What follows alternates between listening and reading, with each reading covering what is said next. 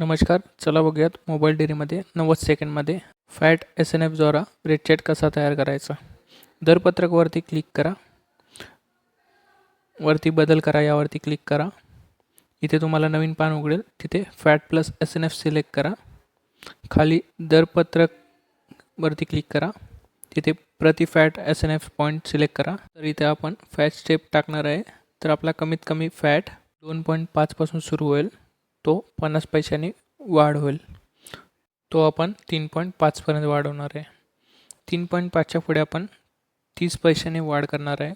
ती आपण 5 पर्यंत वाढ ठेवणार आहे.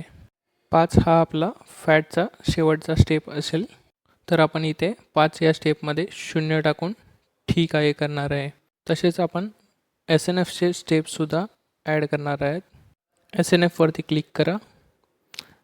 तिथे आपण कमीत कमी स्टेप 7.5 ठेवणार आहे.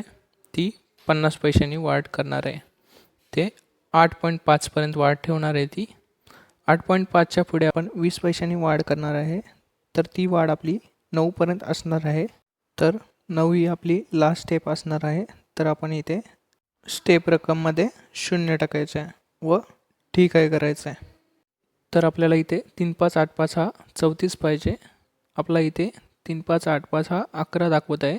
तर आपल्याला यामध्ये 24 रुपये कमी पडत आहेत. तर आपण इथे सुरुवातीच्या रक्कममध्ये 24 टाकून ठीक आहे करायचं आहे. तर इथे आपण बघू शकता आपला 3.5 8.5 हा 34 आलेला आहे.